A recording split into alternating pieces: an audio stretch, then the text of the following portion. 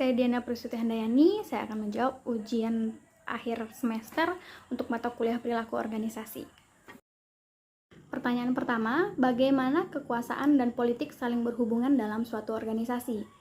Pada hakikatnya, kekuasaan merupakan kapasitas yang dimiliki seseorang untuk mempengaruhi cara berpikir dan berperilaku orang lain sesuai dengan yang diinginkannya. Kekuasaan tersebut dapat diperoleh dari berbagai sumber yang dibedakan menjadi dua, yaitu kekuasaan formal dan kekuasaan personal. Kekuasaan biasanya identik dengan politik. Politik sendiri diartikan sebagai upaya untuk ikut berperan serta dalam mengurus dan mengendalikan urusan masyarakat atau organisasi. Contohnya, yang pertama itu dekat manajer yang sedang berkuasa. Kemudian yang lain itu membangun koalisi. Selanjutnya, contoh politik dalam organisasi itu adalah mempengaruhi pengambilan keputusan. Pertanyaan selanjutnya, menurut Anda apakah politik dalam organisasi bersifat konstruktif atau deduktif? Sesuai bagian yang saya buat, di sini politik dalam organisasi ini bisa saja bersifat konstruktif dan destruktif. Tergantung dari dua faktor. Yang pertama, intensitasnya dan cara mengelolanya. Nah, untuk destruktif sendiri ini berarti menimbulkan kerugian bagi individu atau organisasi yang ada di dalamnya. Ini terjadi itu karena pihak-pihak yang tidak dapat bekerja sama karena adanya sikap permusuhan. Nah, kemudian untuk konstruktifnya ini berarti menimbulkan keuntungan bagi individu atau organisasi yang terlibat di dalamnya. Keuntungan yang dicapai karena adanya politik dalam organisasi contohnya adalah kreativitas dan inovasi yang meningkat.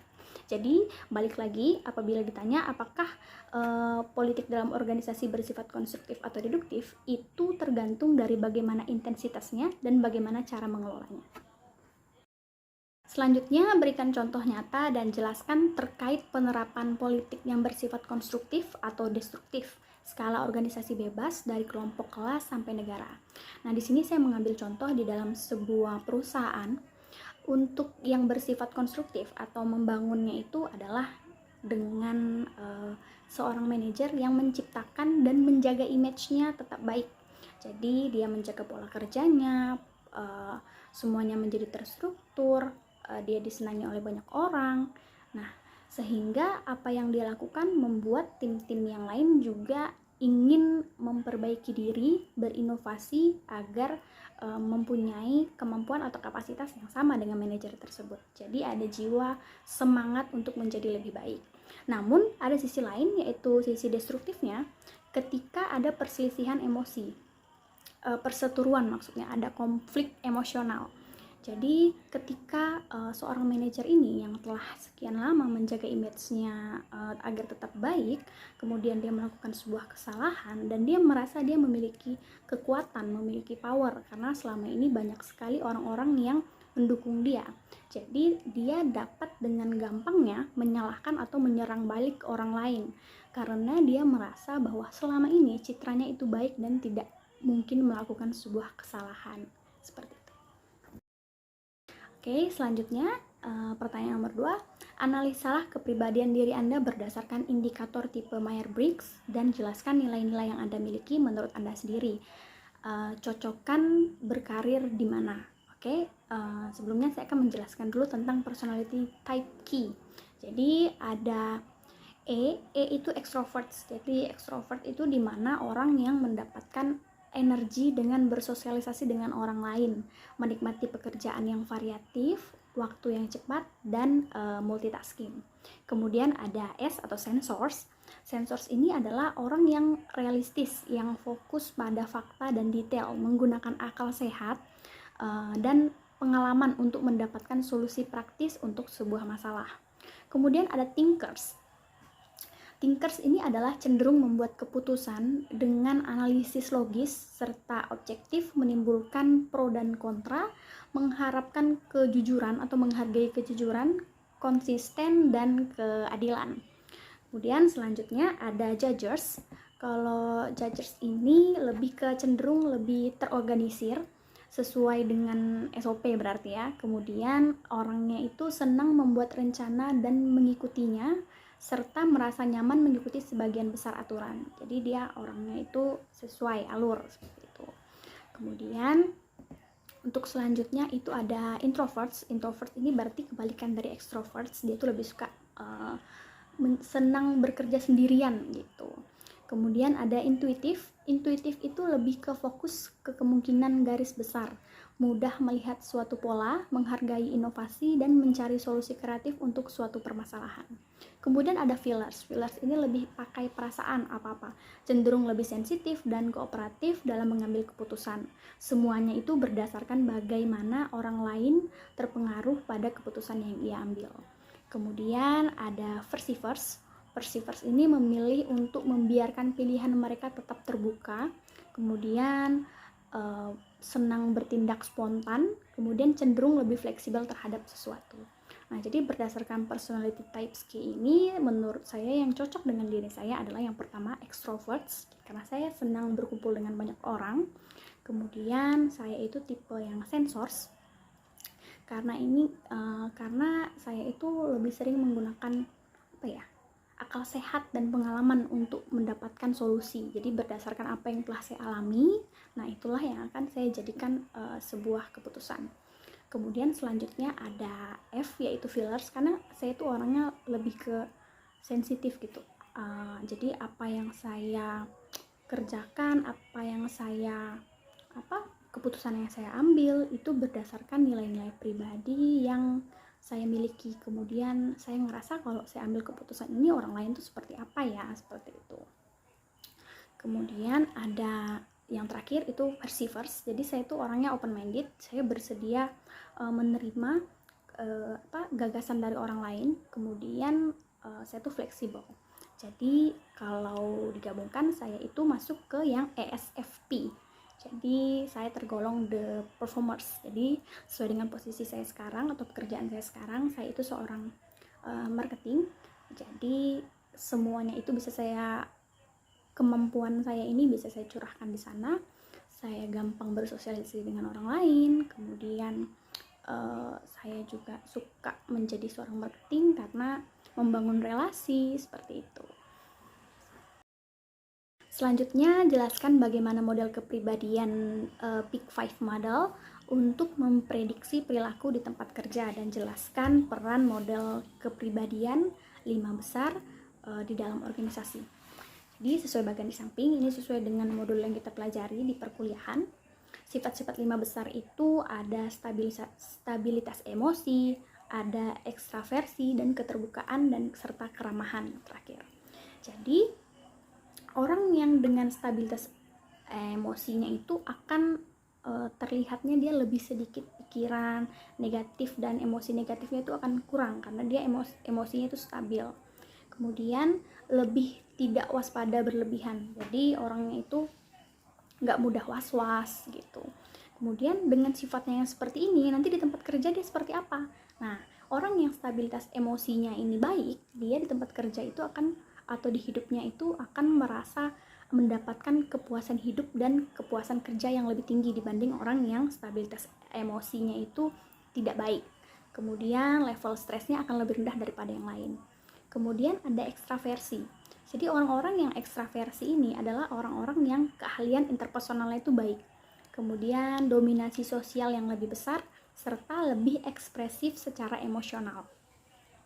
Nah, bagaimana orang yang seperti ini di dunia pekerjaan atau di organisasi? Orang-orang yang seperti ini kinerjanya akan lebih baik. Kemudian tingkat kepemimpinannya juga akan lebih baik. Kepuasan kerja dan hidupnya juga akan lebih baik. Selanjutnya ada keterbukaan. Jadi orang-orang seperti ini akan terlihat lebih kreatif, kemudian lebih fleksibel dan otonom. Kemudian mereka itu semangat belajarnya itu tinggi. Nah, orang-orang yang seperti ini di tempat kerja itu seperti apa sih? Nah, orang-orang yang seperti ini di tempat kerja itu mereka akan suka untuk mengikuti pelatihan kinerja, suka bila ada kegiatan seperti itu. Kemudian mereka akan lebih adaptif terhadap perubahan, jadi cepat beradaptasi. Kemudian keramahan. Seperti apa sih orang-orang yang ini? Nah, orang-orang yang dengan tipe keramahan ini, mereka itu akan lebih disukai. Kemudian lebih patuh dan taat. Orang-orang seperti ini, bila di tempat kerja atau di organisasi, mereka akan menunjukkan kinerja yang lebih baik. Kemudian level perilaku menyimpang mereka akan lebih rendah daripada yang lain. Selanjutnya adalah orang yang berhati-hati. Orang yang berhati-hati ini cenderung lebih banyak usaha dan persistensinya, kemudian lebih terdorong untuk disiplin, kemudian mereka itu lebih teratur dan terencana karena itu tadi mereka orangnya hati-hati. Orang-orang yang seperti ini di dunia kerja atau di dalam sebuah organisasi, mereka akan memiliki kinerja yang lebih baik. Kemudian apabila mereka menjadi pemimpin, kepemimpinannya pun akan lebih baik. Kemudian orang yang seperti ini, bila mereka dalam organisasi, umur atau jenjang karirnya bisa lebih panjang karena mereka orangnya lebih hati-hati. Oke, pertanyaan selanjutnya, jika saya adalah seorang manajer yang diminta mengambil keputusan terkait penyesuaian kapasitas produksi selama pandemi COVID-19, jelaskan hal-hal apa saja yang akan saya jadikan dasar untuk mempertimbangkan keputusan dan meminimalisir bias dalam pengambilan keputusan. Jadi dalam mengambil keputusan itu ada beberapa hal yang harus kita pertimbangkan. Yang pertama itu kita harus menyelidiki situasi atau masalah secara detail. Jadi kita harus tahu apa yang terjadi dulu. Kemudian kita mengumpulkan berbagai macam informasi terkait dengan situasi tersebut, baik itu mengumpulkan tim atau mendengar desas-desus yang ada. Karena biasanya dalam sebuah perusahaan, gosip itu adalah informasi yang seorang manajer itu harus tahu. Karena itu adalah isu yang benar-benar terjadi di perusahaan. Kemudian kita harus menciptakan beberapa alternatif keputusan yang baik untuk dijadikan opsi untuk dipertimbangkan. Jadi dalam mengambil keputusan itu, untuk menghindari bias, kita harus memiliki beberapa opsi. Terkadang manajer itu merasa terlalu percaya diri, jadi bias percaya dirinya itu tinggi, sehingga dia ngerasa keputusan yang dia ambil itu saklek. Nah, di sini letak kesalahannya. Dalam membuat sebuah keputusan, sebaiknya kita menyiapkan opsi lain, tidak hanya satu. Kemudian mengidentifikasi resiko kelayakan dan implikasinya dalam setiap opsi keputusan. Jadi setiap opsi keputusan yang sudah kita ambil, kita juga harus pertimbangkan resiko ke depannya apa. Seperti itu. Kemudian memilih solusi atau keputusan terbaik dari proses identifikasi yang sebelumnya sudah dilakukan. Setelah itu mengevaluasi kembali atau double check keputusan sebelum diimplementasikan.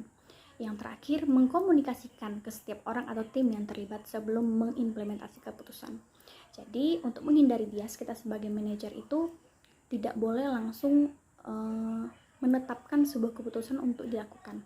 Sebaiknya kita mengumpulkan tim, menyampaikan apa yang telah kita pikirkan, bertukar pikiran bagaimana sebaiknya harus dilakukan, karena keputusan baik adalah keputusan yang disetujui bersama, bukan keputusan yang kita anggap benar secara pribadi saja.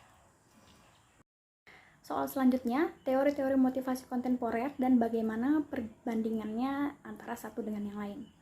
Teori motivasi kontemporer ini adalah teori-teori yang menggambarkan kondisi pemikiran saat ini dalam menjelaskan motivasi karyawan.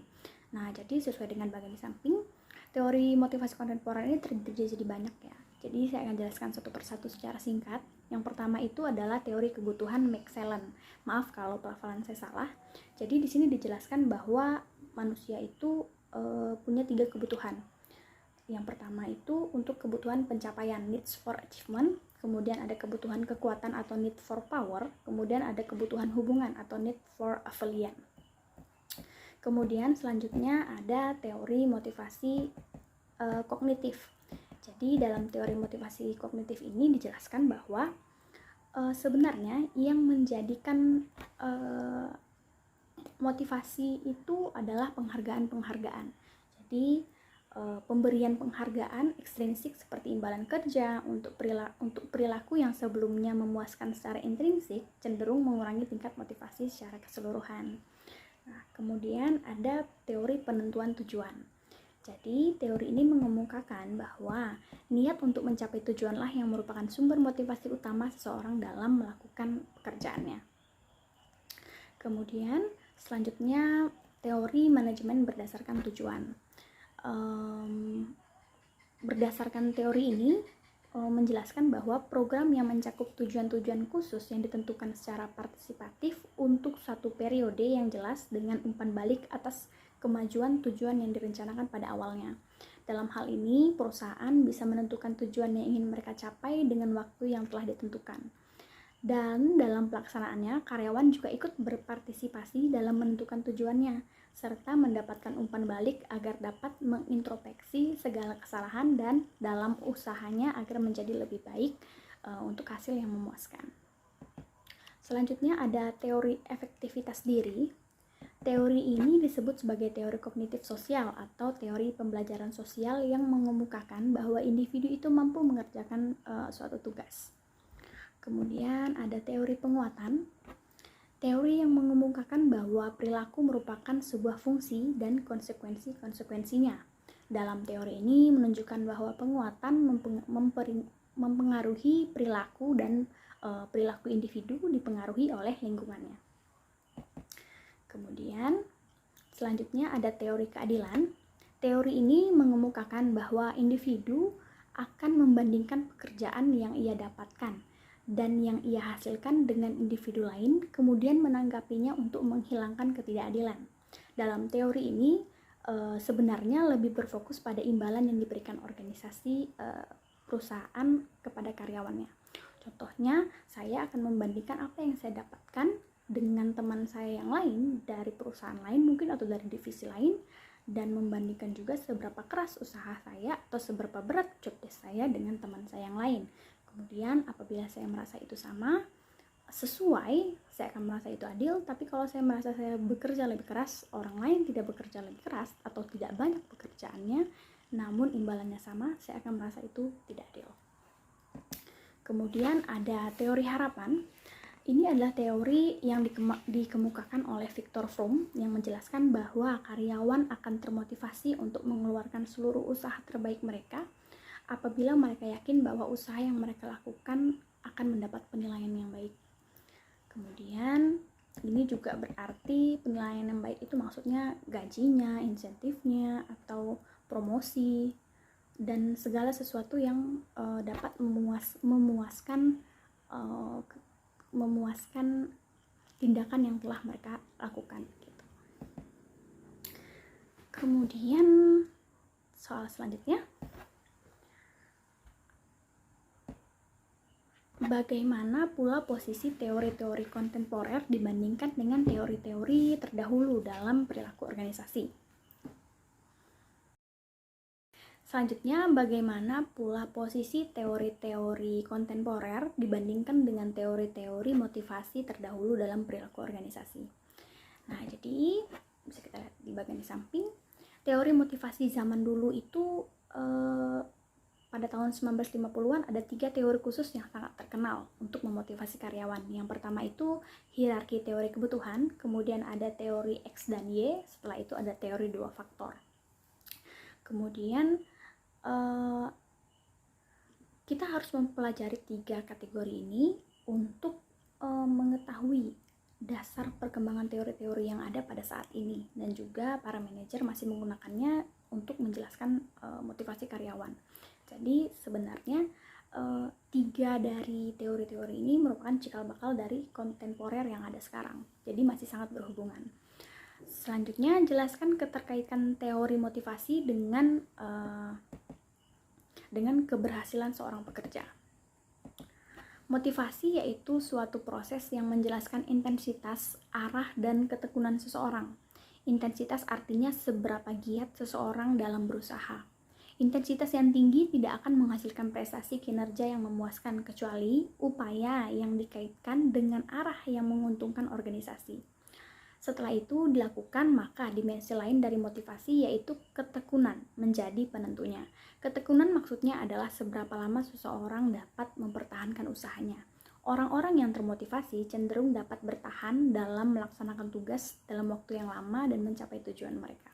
Jadi, kalau misalnya kita bisa saja bekerja seadanya tanpa adanya motivasi. Kita tidak ingin membahagiakan keluarga kita di rumah, kita hanya bekerja ya karena sebatas ingin mendapatkan gaji. Gaji itu juga sebenarnya motivasi. Tapi ada beberapa orang yang bekerja itu seperti ya ala kadarnya saja. Karena tidak memiliki motivasi, jadi orang itu stres sedikit, dia bisa langsung memutuskan untuk berhenti bekerja, pindah kerja di tempat lain. Karena dia tidak punya motivasi khusus. Contohnya tidak ingin berkarir yang panjang, seperti itu. pertanyaan selanjutnya, menurut Anda model kepemimpinan ideal apa yang harus dimiliki jika kita memiliki karyawan atau pegawai yang mayoritasnya adalah kelompok generasi Z? Berikan argumen Anda. Jadi generasi Z ini kebetulan adalah generasi saya, yaitu generasi yang lahir pada tahun 1996 sampai 2010. Sebelumnya generasi itu terbagi menjadi 5 ya, ada generasi baby boomers, ada generasi X, ada generasi milenial atau generasi Y, kemudian yang terakhir yang baru lahir ini adalah generasi alpha. Nah, sebelum kita memilih model kepemimpinan apa yang cocok, kita harus tahu karakteristik dari orang-orang dari generasi Z ini ya. Seperti gambar yang telah saya cantumkan, generasi Z ini adalah generasi yang muncul pada saat booming-boomingnya internet. Jadi jadi generasi Z ini adalah generasi digital. Mereka itu orang-orang yang mahir dan gandrung terhadap teknologi dan aplikasi komputer. Kemudian generasi Z ini adalah generasi yang cenderung toleran dengan keadaan lingkungan sekitar mereka. Jadi mereka juga open terhadap culture atau budaya yang berbeda. Kemudian generasi Z ini adalah generasi yang terbiasa dengan adanya kegiatan multitasking. Kemudian generasi Z ini adalah generasi yang cenderung menempatkan pekerjaan dan uang itu sebagai prioritas mereka di atas yang lain. Namun generasi Z ini adalah generasi yang cenderung kurang dalam berkomunikasi secara verbal, karena mereka cenderung egosentris dan individualisme, cenderung ingin yang serba instan, tidak sabaran, dan kurang menghargai proses. Nah, bagaimana kita bila memiliki karyawan yang seperti ini? Tipe model kepemimpinan apa yang cocok? Menurut saya adalah tipe model kepemimpinan sportif. Karena pemimpin yang memiliki model seperti ini, mereka itu adalah pemimpin yang dengan tipe tidak hanya menguntungkan diri sendiri. Pemimpin dengan model sportif, mereka itu berusaha menguntungkan karyawannya juga, bersama-sama, seimbang. Kemudian pemimpin seperti ini juga mampu melakukan pendekatan personal. Karena kita lihat tadi, generasi Z ini adalah generasi yang apa-apa itu serba individualisme. Mereka tuh lebih suka dengan jejak-jejak digital mereka. Jadi kita sebagai pemimpin itu, contohnya follow Instagramnya seperti itu, berdiskusi lebih fun, karena anak-anak generasi Z ini adalah yang apa-apa itu mereka tuh gandrung dengan yang bersifat teknologi seperti itu. Jadi kalau ada isu-isu yang baru soal teknologi, mereka suka, media sosial dan lain sebagainya. Jadi kita sebagai pemimpin juga nggak boleh gaptek, bahasanya seperti itu, supaya kita bisa tetap connect dengan karyawan kita. Kemudian anak-anak dengan generasi Z ini, mereka kan sukanya tuh yang serba instan, gak sabaran, dan agak kurang menghargai proses. Jadi kita sebagai pemimpin itu tidak akan bisa cocok dengan generasi Z jika kita orangnya itu saklek, apa-apa mau sesuai target.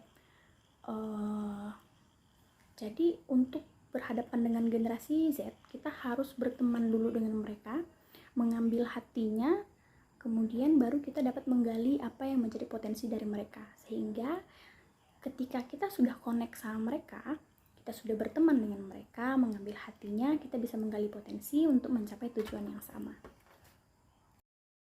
Selanjutnya, soal nomor 7, jelaskan bagan model kepemimpinan di bawah ini. Nah, di sini saya memasukin 2 gambar. Yang pertama itu ada model kepemimpinan itu sendiri. Kemudian ada gambar dari teori Maslow tentang hierarchy of needs. Jadi nanti ini akan memudahkan saya untuk menjelaskan. Jadi singkatnya, teori model kepemimpinan transaksional ini adalah tipe kepemimpinan di mana ketika kita melakukan performa yang bagus, kita diberikan reward, diberikan hadiah, diberikan penghargaan. Tapi jika performa kita menurun, kita akan diberikan punishment, singkatnya seperti itu. Jadi transaksional ini hanya memenuhi 3 layer pertama yang di bawah itu, cuman memenuhi biological, safety, dan love atau belonging. Namun beda dengan transformasional, dia akan memenuhi all needs dari hierarki ini. Dia sampai ke extreme dan self actuation. maaf kalau pelafalan saya salah, actualization. Nah, jadi transformasional ini lebih ke memenuhi seluruh hierarchy of needs ini. Jadi saya kasih contoh. Untuk yang transaksional, contohnya dalam sebuah klub bola, jika seorang pemain memberikan atau menyuguhkan performa permainan yang baik, dia akan tetap dimasukkan dalam tim inti. Namun ketika dia menampilkan performa yang buruk, dia akan diberikan punishment dengan ditaruh di kursi cadangan. Bedanya dengan transformasional adalah di dalam klub bola tersebut, ketika seseorang memberikan performa yang baik, penghargaan tentu saja diberikan. Tapi ketika dia memunculkan sebuah performa yang buruk, dia tidak akan serta-merta langsung diberikan punishment. Dia bisa jadi akan dipanggil untuk berkomunikasi apa yang membuat apa yang membuat performa dia menurun. Kita akan sama-sama mencari tahu motivasi apa yang dapat mengembalikan performa dia menjadi lebih baik. Karena transformasional ini kita itu bukan hanya memberikan punishment serta-merta langsung memberikan punishment, tapi kita menggali potensi yang ada agar kita dapat mencapai tujuan yang sama. Karena di sini kalau transformasional ini dia seimbang antara pemimpin dengan orang yang di bawahnya, itu akan sama-sama mendapatkan needs yang mereka butuhkan gitu. Kemudian di model kepemimpinan ini kan ada garis efektif dan tidak efektif. Menurut di sini yang efektif itu yang transformasional, yang tidak efektif itu berarti atau yang pasif itu yang transaksional. Namun menurut saya ada tanggapan terkait gambar ini. Menurut saya tidak semua model kepemimpinan yang transaksional ini menjadi tidak efektif, karena saya ada baca sebuah berita. Jadi di laman di Google itu ada dijelaskan ada seorang pelatih rugby, dia mendapat award di mana tim dia itu mendapatkan kemenangan lebih banyak daripada tim lain. Setelah ditelusuri, gaya kepemimpinan dia itu adalah transaksional, seperti itu. Jadi seperti yang saya sebutkan tadi, ketika performanya rendah, mereka langsung dipindahkan ke pemain cadangan. Kemudian apabila performa bagus, dia akan tetap di pemain inti. Jadi efektif dan tidak efektifnya ini tergantung dari bagaimana si pemimpin itu menjalankannya. Kalau menurut saya seperti itu. Pertanyaan selanjutnya nomor 8, jelaskan konflik dalam organisasi, berikan contoh nyata penerapan konflik positif dan negatif.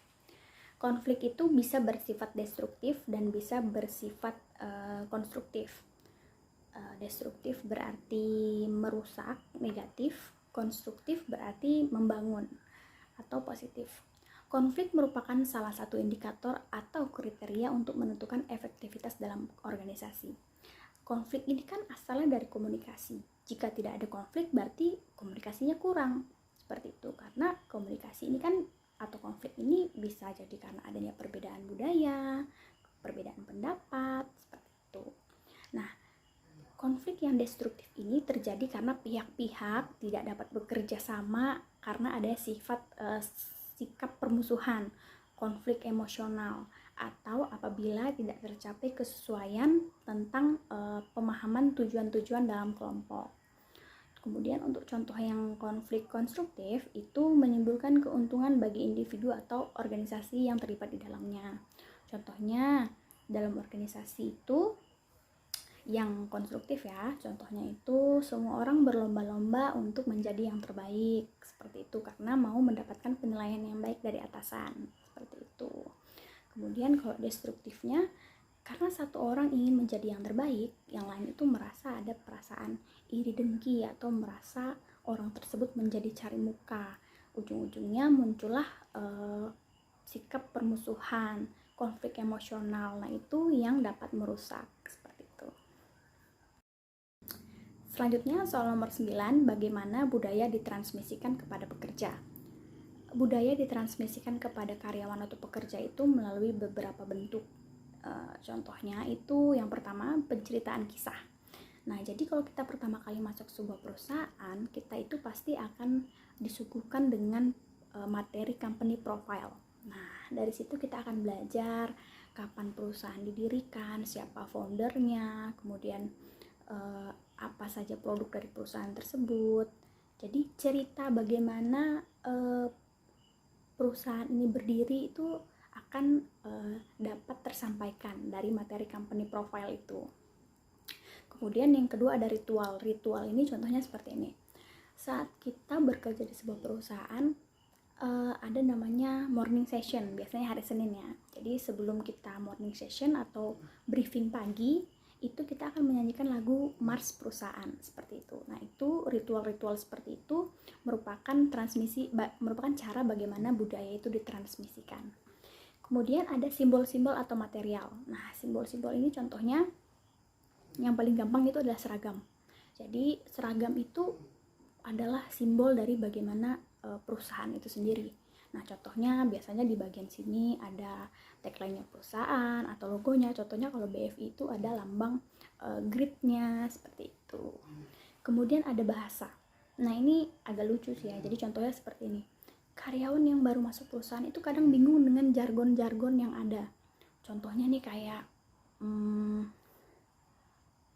siap naik atau siap funding, atau banyak jargon-jargon yang kita sebagai orang baru itu nggak tahu ini artinya apa loh, asing gitu. Nah, jadi bahasa-bahasa seperti itu adalah contoh bagaimana budaya ditransmisikan. Biasanya udah 3 bulan atau 6 bulan baru tahu, oh siap naik ini artinya adalah aplikasi pengajuan yang udah siap nih, udah lengkap, jadi tinggal di proses by system, tinggal proses approve oleh atasan, jadi bilangnya siap naik. Atau siap funding berarti aplikasi yang tinggal di pencairan dana ke konsumennya, seperti itu. Soal nomor 10, berikan contoh isu terkini terkait mental health dan kaitannya dengan perubahan organisasi dan manajemen stres. Nah, jadi contohnya isu sekarang adalah berkaitan dengan generasi Z tadi ya. Generasi Z ini kan adalah generasi digital. Kemudian generasi Z ini tipe-tipe yang tidak suka proses yang terlalu bertele-tele, maunya itu sesuatu yang sesuai dengan keinginan mereka. Kemudian generasi Z dan generasi Alpha ini adalah tipe-tipe yang mereka itu bekerja ya sesuai dengan keinginannya gitu. Jadi kalau misalnya dalam sebuah perusahaan mereka tidak merasa bahwa itu menyenangkan, mereka akan sangat mudah untuk stres dan memilih untuk keluar. Nah, turnover seperti ini kan harus dihindari ya. Jadi bagaimana perusahaan dapat memanajemen stres dari pekerjanya? Menurut saya caranya adalah dengan membangun suasana kerja yang lebih nyaman dan lebih fun. Contohnya seperti ini, pada saat pagi kita itu kan memulai sesuatu harus dengan semangat. Jadi supaya mood kerja itu terbangun pagi-pagi, mungkin ada games di morning session. Jadi ada TikTok dulu, ada semangat dulu sebelum akhirnya hektik mengerjakan pekerjaan yang membuat pikiran semakin stres. Kemudian cara perusahaan untuk memanajemen stres itu juga bisa dengan ubah kondisi penyebab stres. Jika misalnya penyebab stresnya itu adalah tekanan dalam pekerjaan, mungkin yang bisa dilakukan adalah pendekatan kepada karyawan tersebut, menggali potensi yang ada, mencari tahu apa sih motivasi yang bisa membuat kita tuh kembali bekerja menjadi lebih semangat, seperti itu. Karena dalam masa pandemi seperti ini, apalagi kurangnya hiburan, kita itu gampang sekali stres. Nah, saya juga mau kasih tahu ada langkah-langkah manajemen stres yang bisa kita lakukan secara mandiri. Yang pertama itu mencari tahu penyebabnya, kemudian kita hindari stres yang tidak perlu, kemudian kita ubah kondisi penyebab stres, kemudian adaptasi dengan penyebab stres itu jika memang kita tidak bisa mengubahnya, kemudian luangkan waktu untuk melakukan apa yang disukai. Jadi bekerja sesuai porsi, Senin sampai Sabtu, pulang ke rumah tidak usah memikirkan pekerjaan, karena kita juga perlu hidup yang balance. Kemudian yang terpenting adalah menerapkan gaya hidup yang sehat. Terima kasih.